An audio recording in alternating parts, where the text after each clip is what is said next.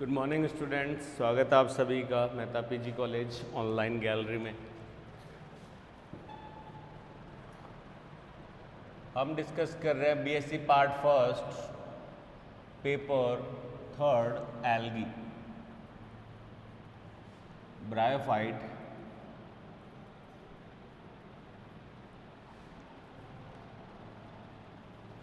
And lichens.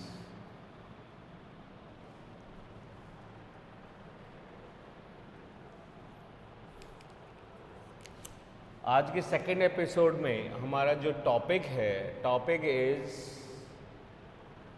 Life type of life cycles in algae.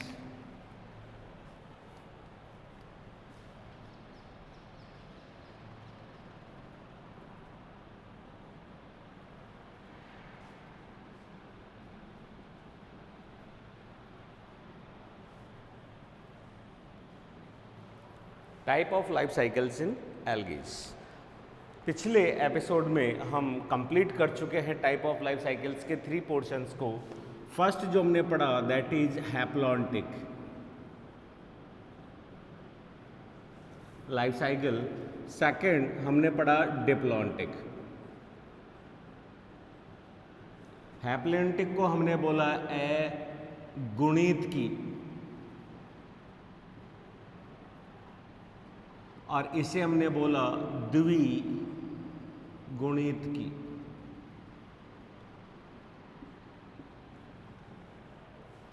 दोनों में simple सा एक लाइफ साइकिल है, क्लियर अल्टरनेशन ऑफ जनरेशन नहीं है, और हम इन दोनों को एक नाम और दे सकते हैं, also known as monophagic. Monophagic का मतलब एकल अवस्था, केवल एक ही अवस्था मिलती है इनके अंदर। और हम अवस्था की बात करें तो हैप्लॉन्टिक में जो मुख्य थैलस है पेरेंट्स और जो संपूर्ण जीवन चक्र है वो एक ही अवस्था के ऊपर डिपेंड कर रहा है, जिसे हम यहाँ पे नाम देते हैं गैमीटोफाइट।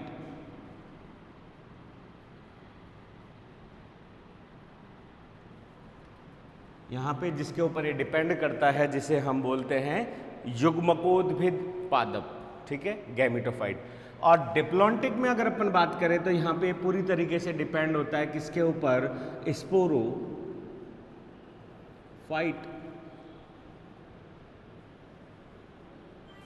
जिसको हम बोलते हैं यहाँ पे बीजाणुद्भिद।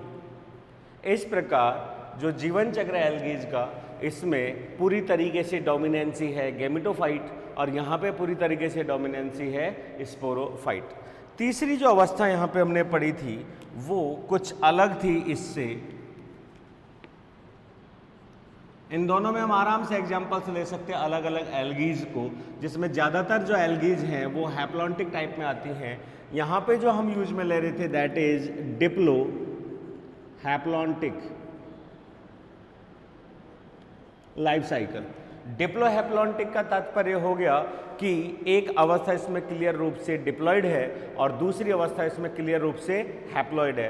अर्थात डिप्लॉन्टिक का मतलब दैट इज गैमीटोफाइट और हैप्लॉन्टिक का मतलब है कि ये पूरी तरीके से क्या है, ये है स्पोरोफाइट और ये है पूरी तरीके से गैमीटोफाइट, युग्मकोद्भिद। इस प्रकार इसके जीवन चक्र में क्लियरली हमें 2 प्रकार की अवस्थाएं क्लियर दिखाई दे रही हैं, इसलिए हम इसको एक नाम और देते हैं दैट नॉन एज डाईफेजिक, द्विअवस्थीय, द्विअवस्था। इस तरीके से अब आज की क्लास में हम चौथे नंबर की लाइफ साइकिल को डिस्कस करने जा रहे हैं, जिसके लिए हम यहाँ पे नाम दे रहे हैं हैप्लॉन्टिक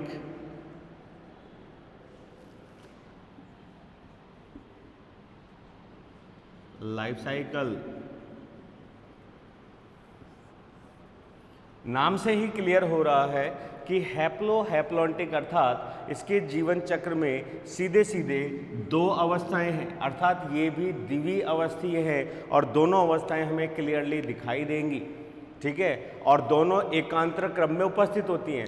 परंतु ये बहुत ज़्यादा विचारणीय बात होगी कि एक ही जीवन चक्र में दोनों अवस्थाएं कैसे हो सकती है, हैप्लो हैप्लो, अर्थात अगुणित की या गैमेटोफाइट, और दूसरा भी कैसा हो, गैमेटोफाइट ही हो। तो हम इस लाइफ साइकिल को जो है वो यहाँ पे डिस्कस करते हैं।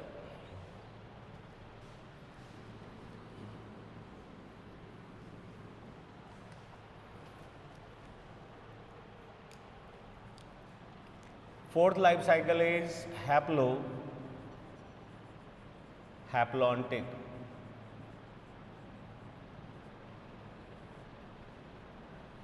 Life cycle.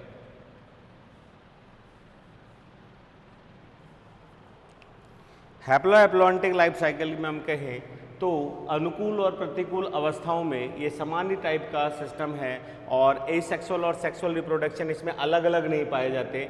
सिंपल एल्गीज में एसेक्सुअल और वेजिटेटिव अनुकूल अवस्थाओं में था, और सेक्सुअल रिप्रोडक्शन जो है वो प्रतिकूल अवस्थाओं में था। लेकिन जब हम डाइफेजिक में चलते हैं तो अलैंगिक और लैंगिक दोनों के दोनों जो जनन तंत्र हैं वो एकांतर क्रम में पाए जाते हैं, वो स्वतंत्र नहीं होते। इसलिए हम यहाँ पे अनुकूल और प्रतिकूल तो कह सकते हैं, लेकिन ये अवस्थाएं अपने आप एक दूसरे के अल्टरनेट पोजीशन में चलती रहती हैं। इसलिए जब हमारे पास नाम है हैप्लॉन्टिक, अर्थात जो मुख्य थैलस है वो यहाँ पे कैसा होगा, गैमेटोफाइट।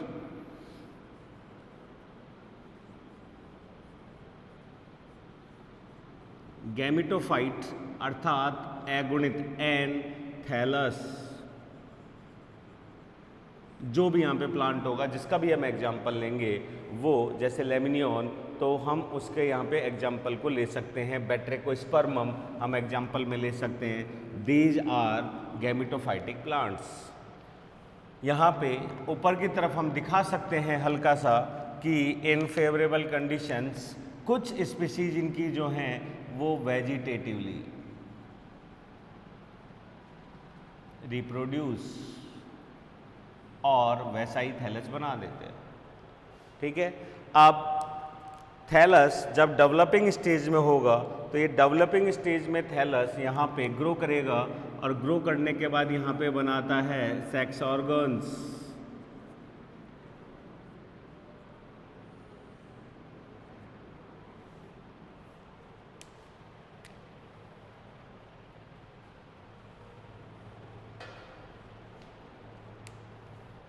यहाँ पे बनाता है सेक्स ऑर्गन्स, बिल्कुल वैसे ही जिसे हम गैमेटेंजिया नाम भी दे सकते हैं।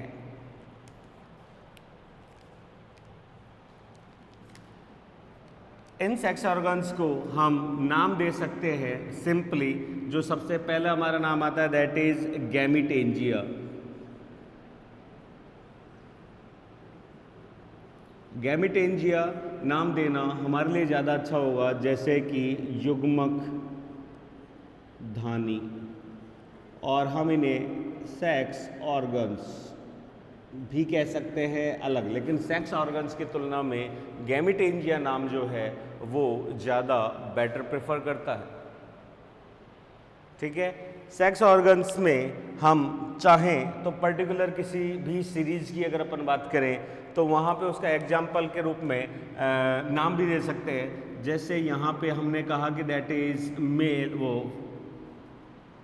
Mail and that's represent as female, तो यहाँ पे हम नाम दे सकते हैं लाइक एंथ्रीडियम,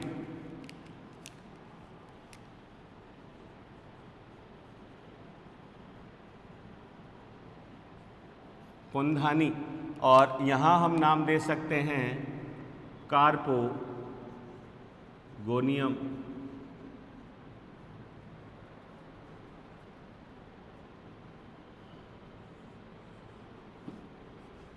अंडधानी और पुंधानी, दोनों ही अवस्था में इनसे डेवलप होते हैं गैमीट्स। अगर हमारे पास एग्जाम में थोड़ा सा टाइम कम हो तो हम इन्हें सीधे गैमेटेंजिया के रूप में भी रिप्रेजेंट कर सकते हैं और मेल और फीमेल्स के रूप में रिप्रेजेंट कर सकते हैं। सेकंड, हमारे पास यहाँ पे क्या बन रहा है इनसे, गैमीट्स। गैमीट्स के लिए हम कॉमनली एक नाम यहाँ पे दे सकते हैं ऑल्सो गैमीट्स, युग्मक। और ये युग्मक कैसे होते हैं? एन होते हैं। खुद ये भी एन है, तो युग्मक तो वैसे भी एन ही होते हैं। अर्थात यहाँ पे जो विभाजन हमको देखने को मिल रहा है वो विभाजन कौन सा है? Mitosis division. अर्थात समसूत्रीय विभाजन यहाँ पे कंप्लीट होता है। और अगर हम यहाँ पे नाम दे रहे हैं कार्पोगोनियम, तो यहाँ पे हम डेवलप करेंगे gametes, these are known as egg या ओवम। और एंथ्रीडियम है तो एंथोजॉइड्स।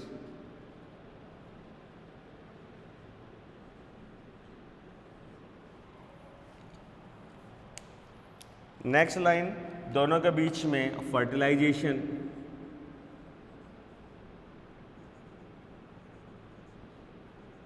अभी जो फर्टिलाइजेशन शब्द है ये तो हम ऐड कर सकते हैं सेक्सुअल रिप्रोडक्शन में कहीं पे भी, लेकिन बड़ा सही रहेगा कि फर्टिलाइजेशन हम उस लाइफ साइकिल में यूज में ले जहाँ पे पर्टिकुलर oogamous टाइप के गैमीट्स कॉज हुए हों, जैसे कि एंथोजॉइड्स एंड एग्स। लेकिन अगर यहाँ पे गैमीट्स अलग अलग होने की जगह आइसोगैमीट्स अगर डेवलप हो रहे हैं, जैसे एक्टोकार्पस में हुआ, ठीक है, तो ऐसे में हम यहाँ पे जो लिखते हैं फर्टिलाइजेशन, उसकी जगह उसको क्या लिखते हैं? सिनगैमी। सिनगैमी एक तरीके से युग्मन।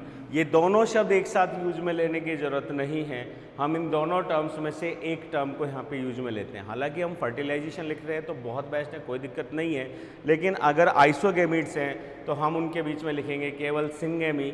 और अगर वहाँ पे एक्चुअली में गैमीट्स कॉज हो रहे हैं तब हम वहाँ पे नाम लिखेंगे फर्टिलाइजेशन।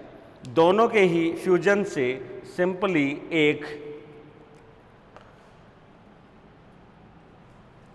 2n कंडीशन जो है वो डेवलप होएगी, जिसको हम बोलते हैं जाइगोट, युग्मक, युग्मनज। और ये पहली बार 2n कंडीशन जो है उसको रिप्रेजेंट करता है।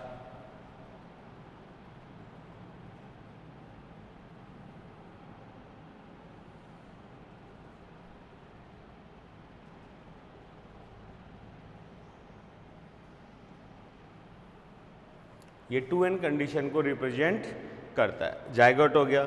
यहाँ तक हमारा एक सिंपल जो हम हैप्लॉन्टिक लाइफ साइकिल की बात कर रहे थे वो कंप्लीट हो जाता है, जिसमें गैमीट जो है, गैमिटोफाइट प्लांट जो है वो युग्मक बना देता है। अब क्या होगा? युग्मक में अर्धसूत्री विभाजन होएगा, इससे मियोस्पोर्स बनेंगे या जूस्पोर्स बनेंगे और वो जर्मिनेट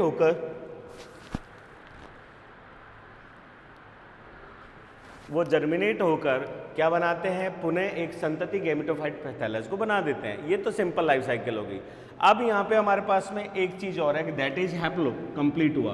अब एक और यहाँ पे अल्टरनेट जनरेशन है जो कि एकांतर क्रम में है, और वो भी कैसी है? हैप्लॉइड ही है। अतः हमें यहाँ पे दूसरी वाली के भी डिस्कस करना है, that is also haplontic life cycle. तो अनदर, तो यहाँ पे छोटा सा हम एक चेंज करते हुए चलेंगे, और वो ये है कि यहाँ पे विभाजन तो होगा लेकिन अंकुरण नहीं होगा। एक पैरासाइट कंडीशन जो है यहाँ पे देखने को मिलेगी, अस्थायी रूप से एक परजीवी अवस्था हमें देखने को मिलेगी, जिसे हम बोलते हैं कार्पोस्पोरोफाइट। तो सबसे पहले तो हम यहाँ पे दिखाते हैं मियोसिस डिवीजन।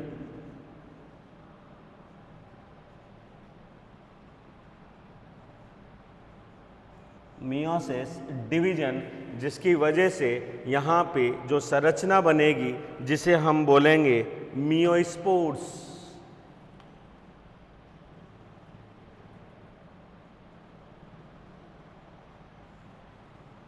लेकिन यहाँ पे मियो जो स्पोर्स जैसी कोई संरचना नहीं बनती हैं, और ये जो संरचनाएं हैं ये सीधे किस में हो जाती है, कन्वर्ट और developed as a parasite.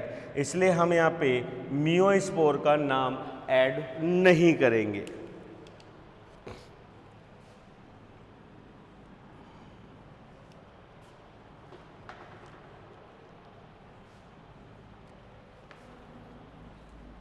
Parasite stage, ठीक है। और इस पैरासाइट स्टेज के जर्मिनेशन और अर्धसूत्री विभाजन के बाद, मैं डॉट डॉट डॉट लगा रहा हूँ यहाँ पे, कुछ अवस्थाओं के बाद हम यहाँ पे सीधे किसको डेवलप करते हैं, यहाँ पे डेवलप होएगा कार्पोस्पोरोफाइट को।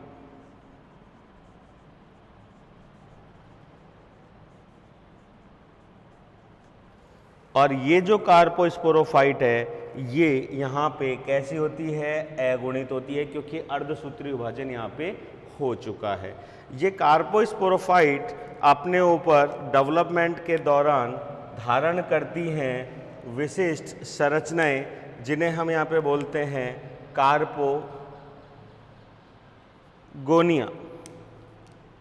लेकिन ये अलैंगिक जनन से संबंधित है, इसलिए कार्पोगोनिया का ये रहा कार्पोगोनिया, यहाँ पे हम नाम डालेंगे कार्पोस्पोरोगोनिया,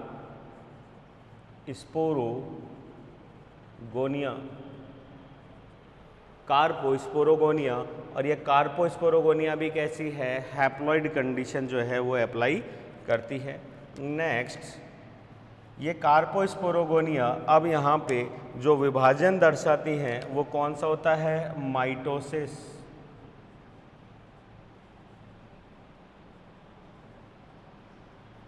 और इस माइटोसिस अवस्था के बाद ये यहाँ पे डेवलप करते हैं कार्पोस्पोर।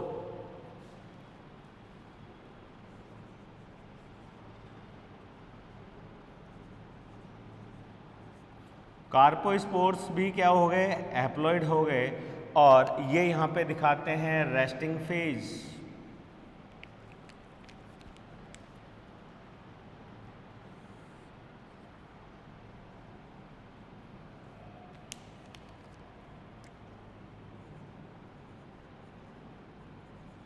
Resting phase. और आफ्टर जर्मिनेशन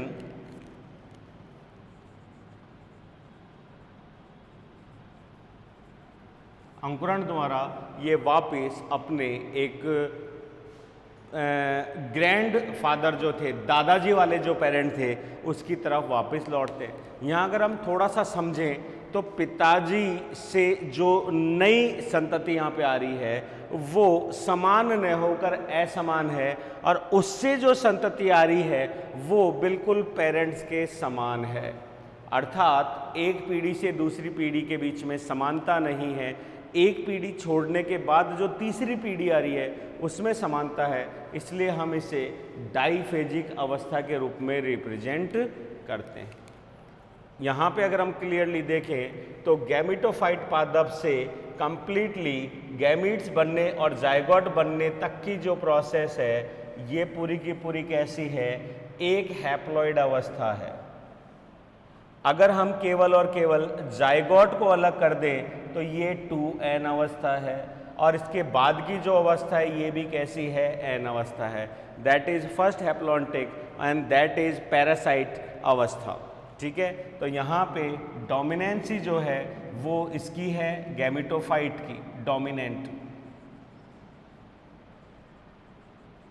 डोमिनेंट फेज जो कि हैप्लॉइड है। और यहाँ एक चीज़ और हम दिखा सकते हैं वो ये कि इस अवस्था जो है ये डिपेंड करती है सेक्सुअल रिप्रोडक्शन।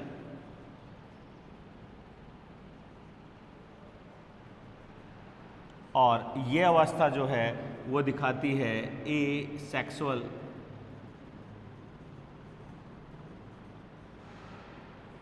एसेक्सुअल रिप्रोडक्शन को, और ये भी एन है लेकिन कैसी है, पैरासाइट।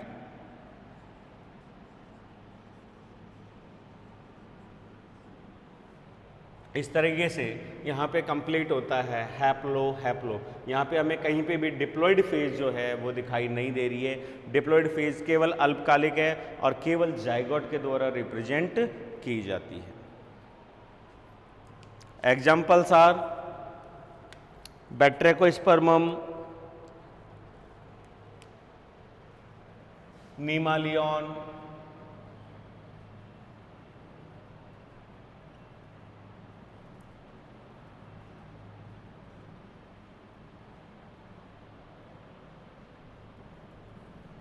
बैट्रेकोस्पर्मम, लैमिनियन,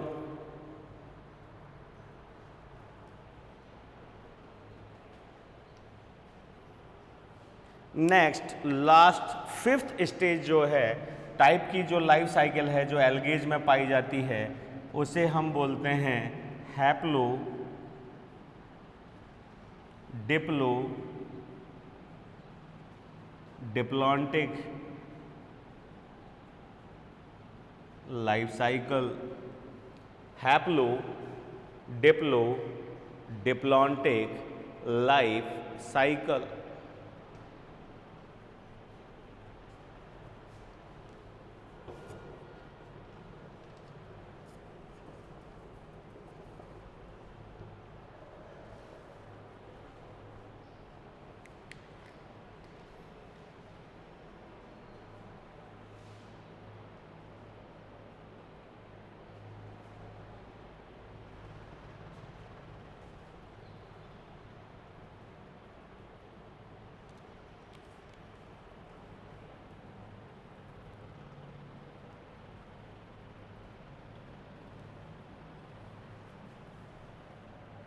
इसी डायग्राम से इसे समझने की कोशिश करते हैं।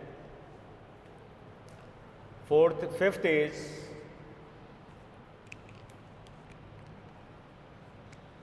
Haplo Diplo diplontic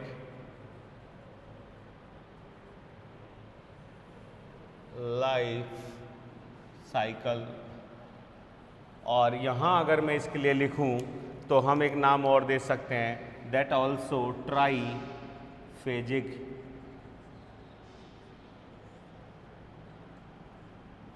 triphasic त्रिअवस्थीय।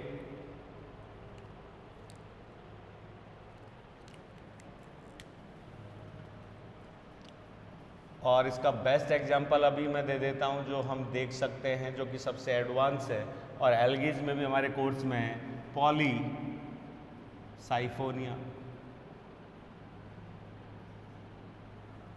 Rhodophyceae का सदस्य है पॉलीसाइफोनिया। इसको समझने की कोशिश करते हैं। ट्राईफेजिक का मतलब त्रिअवस्थी है जिसमें क्लियर तीन अवस्थाएं हमारे पास में, हैप्लॉइड, डिप्लॉइड एंड डिप्लॉइड। एक अवस्था हैप्लॉइड है, दूसरी डिप्लॉइड है और तीसरी भी डिप्लॉइड है। तो इसको समझते हैं कि सबसे पहले जो मुख्य थैलस है वो कैसा है, हैप्लॉइड है एन, और अनुकूल परिस्थितियों में कभी कभी वेजिटेटिव रिप्रोडक्शन दिखाता है। ये जो थैलस है ये अपने ऊपर धारण करते हैं गैमीटेंजिया। और अगर हम यहाँ पे बात करें पॉलीसाइफोनिया की, तो पॉलीसाइफोनिया जो जनन दर्शाता है वो जनन कैसा है, ऊगैमस टाइप, बहुत ही ज़्यादा एडवांस। अतः हम यहाँ पे गैमीटेंजिया नाम देने की जगह हम यहाँ पे क्लियरली नाम क्या देंगे, कार्पोगोनिया और एंथ्रीडियम।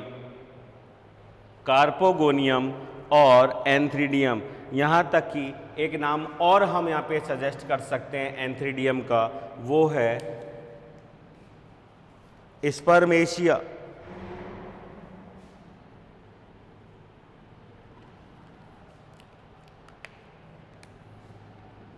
SPERMATIUM, spermatium. हिंदी हम इसकी वही पुंधानी कह सकते हैं।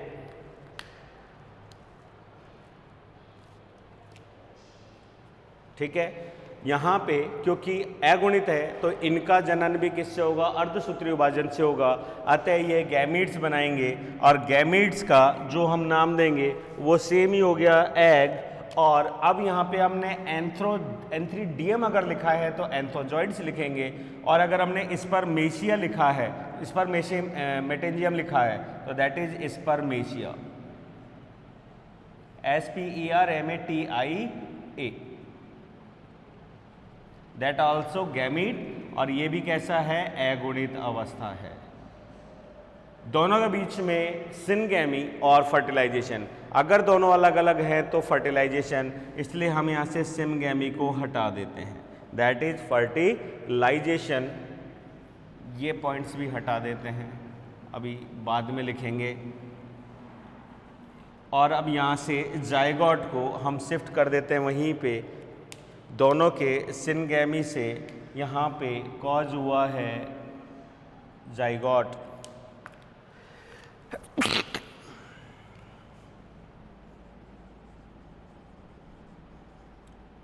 युग्मनज, यहाँ पर कॉज हुआ है जाइगोट, ये हो गया 2n। अब इससे आगे पिछली क्लास में पिछले इसमें हैप्लोहैप्लॉन्टिक में हमने क्या पढ़ा कि यहाँ पे हुआ अर्धसूत्रीय विभाजन और यहाँ पे गुणसूत्रों की संख्या हो गई आधी, लेकिन नहीं, यहाँ पे हम अर्धसूत्री को नहीं होने देंगे। यहाँ पे जो डिवीजन होता है वो कौन सा होता है, माइटोसिस, समसूत्रीय विभाजन, ठीक है। यहाँ पे गुणसूत्रों की संख्या आधी नहीं होती है, और सेम यही ब्रांच जो है वो आगे चलती रहेगी। They develop in carposporophyte, then उनके ऊपर डेवलप होगी कार्पोस्पोरेंजिया, और कार्पोस्पोरेंजिया में डेवलप होंगे कार्पोस्पोर्स।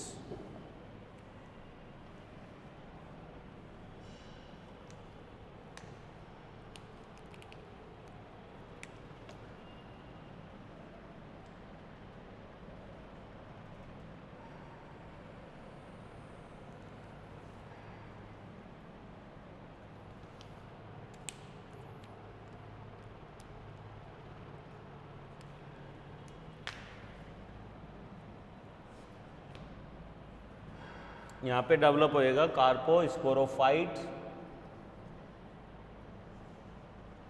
कार्पोस्पोरोफाइट। यहाँ पे हम डेवलप करेंगे कार्पोस्पोरेंजिया।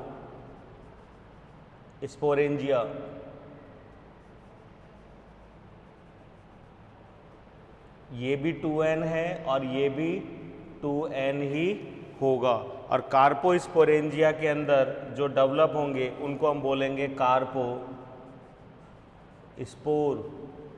और ये कार्पोस्पोर भी कैसे होंगे, 2n ही होंगे, और यहाँ पे जो डिवीजन होगा वो भी कैसा होगा, ये माइटोसिस यहाँ से हटा देते हैं, माइटोसिस यहाँ डाल देते हैं, माइटोसिस डिवीजन।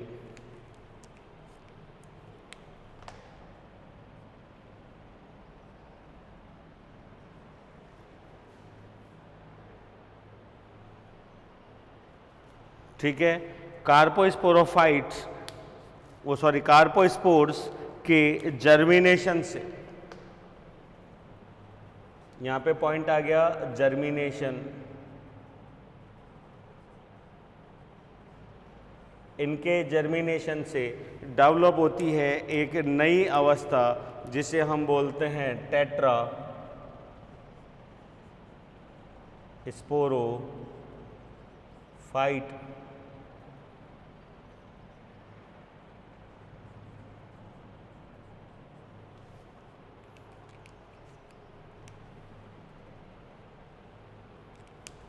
Tetra sporophyte.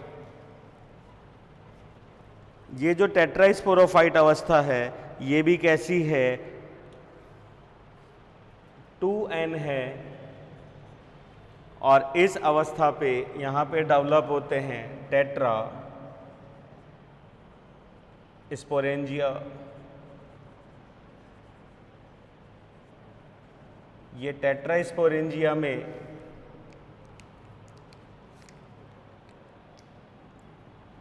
टेट्रास्पोरेंजिया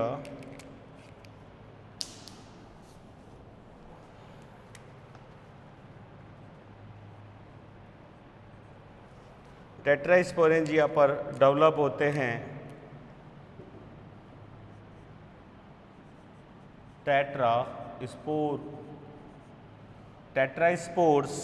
जो हैं वो यहाँ पे मैं स्पोर्स लिख रहा हूँ और उनको हम लिख रहे हैं हैप्लॉइड। उसका सबसे बड़ा कारण है यहाँ पे डिवीजन होता है मियोसिस डिवीजन।